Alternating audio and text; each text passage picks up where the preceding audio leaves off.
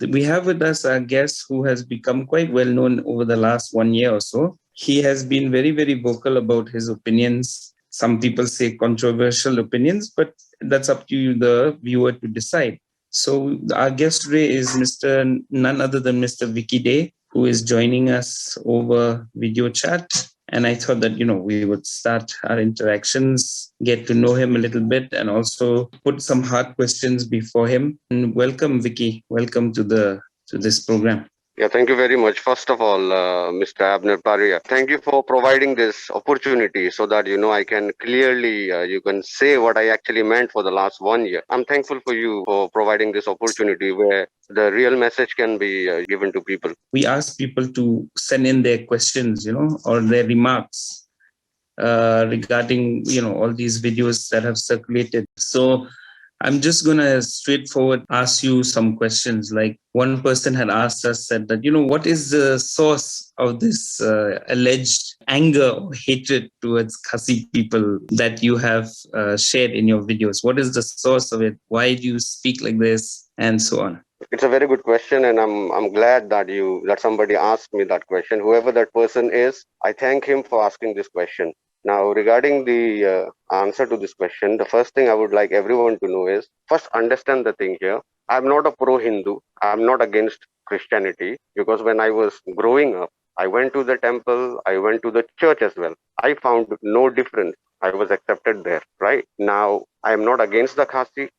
I'm not against tribal. Point is, I feel the pain. If I was fake, I could have easily smiled and I would have easily spoken. But because the pain is within, because I've grown up there and I really feel bad. I'm not saying in every video I've said that. It's not the community who has done it. The thing is, there are many people like you, the educated people there, the high class society. If they would have raised their voice long time back, these things would have stopped. Because when I hear someone has just gone out with a taxi because his children are waiting at home so that daddy can get some food, but he is found murdered with screwdrivers and blunt objects. I feel that pain. And this has been happening, for a very long time. We don't need this. But 10 people got stabbed in Bada Bazaar. Some people get burned. We have to feel that not only one person is dying there, entire family is being damaged, and we need to have that care and love inside us. We people cannot speak there because of fear. It is a reality. But we expect the society there to speak on our behalf, to say it is wrong. Only then there will be a change. But unfortunately,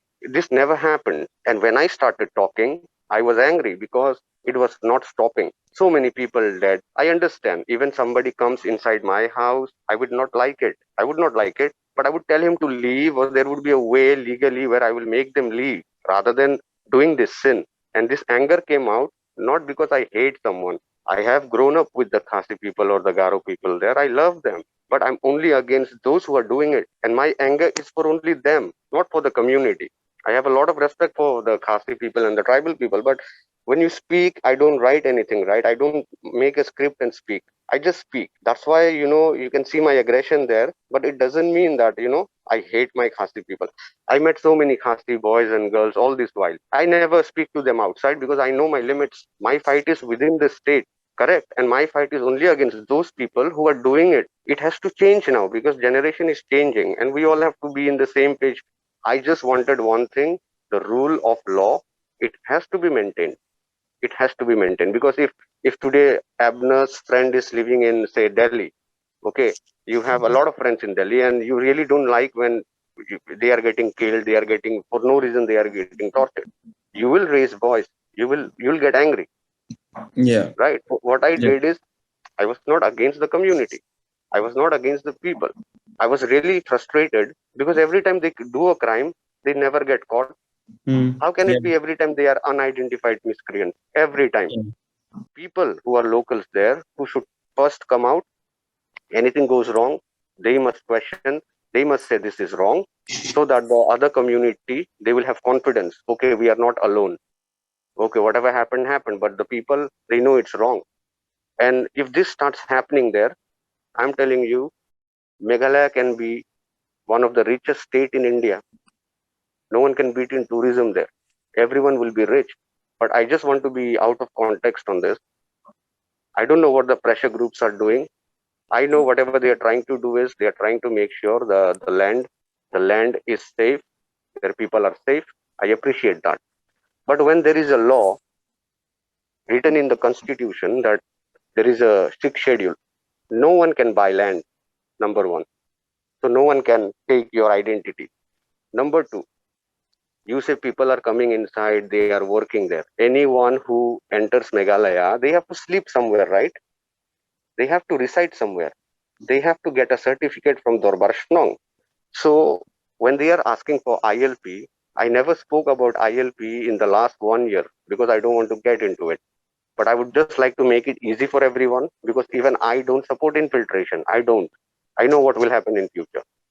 Instead of ILP, till that time you get ILP, I don't know how many decades it will take. There is a simple option. The pressure groups, they should go to the government and they should ask for 3 cards. One would be a red, so just example, a red color card, which will mean I am the permanent resident, which will be with only Garos, Khasis, and Jantias.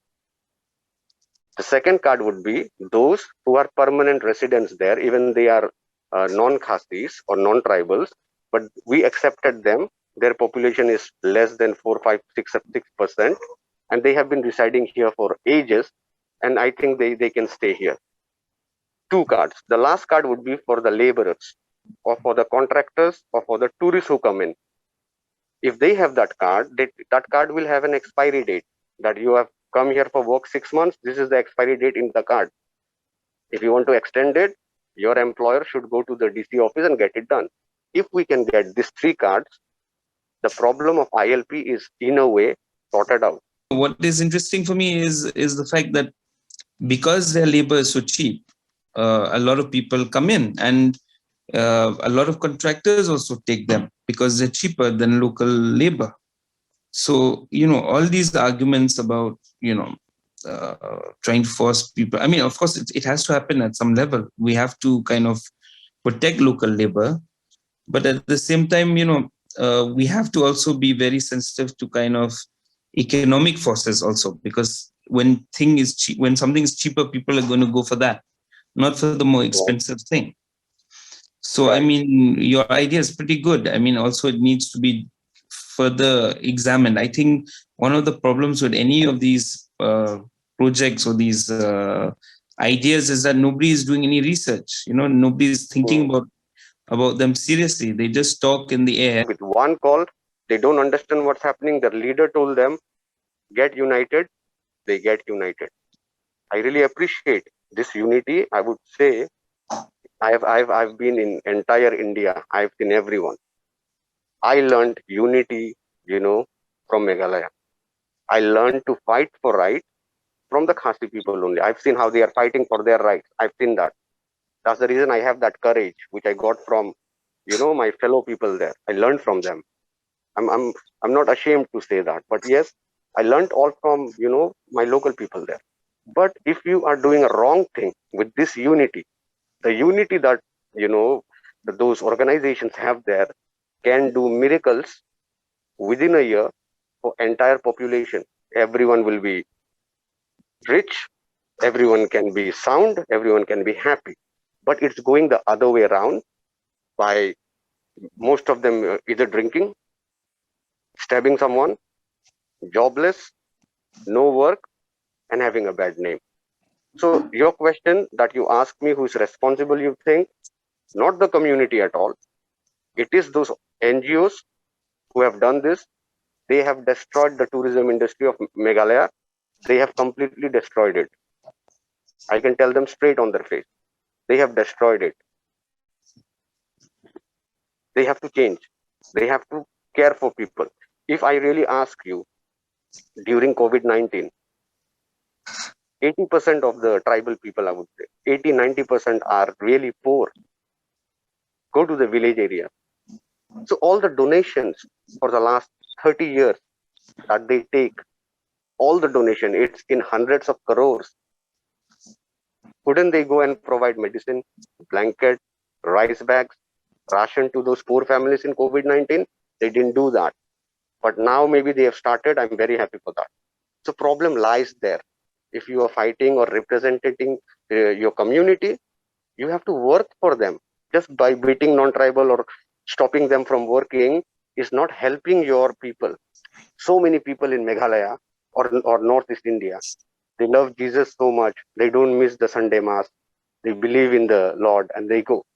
When the Pope is coming to India, if we are not even able to get him to our place and get his blessings, what is the use of such organizations, NGOs? NGO is for people, right? Let's get the Pope in Meghalaya. So I just want to ask you what, from your own personal experience, was there anything that happened to you when you were a child where, of course, you said that you were not really bullied or anything like that, but, it's something that's internalized, right? From a very young age, like, okay, you should not be like this, you should not be like that, Was there something that happened to you that maybe caused some trauma or made you, you know, uh, become a little bit, Yeah, worried or something like that? that's really a very caring question. Yeah. See, I was all okay there, but I have lost my people, my you can say my brother and my mama got killed there, right? Got killed. He was killed, like literally killed for no reason. We didn't even know who did it, right? When was this? Eight. It was in early 2000, early 2000. Both. Within a span of 2-3 years, it happened, and they were like very simple people here. They were, one was a drunkard, right? Uh, and very poor kind of people. We didn't do anything. Okay, what happened? I was very very young that time. I said okay, yeah. But again, when this keeps on happening, and then I never had problem. But the only thing is, once I had a, you can say a fight. Not exactly a fight. I couldn't stay there after that. So if someone is beating me, and if I beat him back, or if I punch him back, it doesn't mean that now you get 500 or 1000 people. That's one of the problems. So they got a crowd later that night. They got a crowd. It was a simple kind of a fight. One on one fight. He punched me. I punched him back. Finish. I couldn't complete my graduation because of that. I would have been playing in the Ranji Trophy now. Everyone knows me in polo, bro. I was opening for Mokhar there. I was a very bright cricketer, but I had to leave everything because they used to visit my house for the next 1 month. Where is Vicky? Where is Vicky? Where is Vicky? The only thing I respect, even those people out there who came to my house, they were only looking for me. They didn't do any bad behavior with my family. That's one thing I appreciate. They just say we want Vicky. The only time I started is when Losutun boys got hit, and one of the boys is connected to me. He's a very innocent boy, and they told me how they were beaten. They were locked inside. They couldn't run for their life. They were pleading, hitting with rods. I mean, someone else's child, right? You love your kid. I love my kid. You love your brother. I love my brother. So if you love your brother, you feel the pain. We also feel the pain, right? Mm. Somebody does wrong, he should be punished. But there is a way to punish. There is a degree of punishment, right? It cannot be so brutal, and there is no rule of law. They don't understand this language. You understand.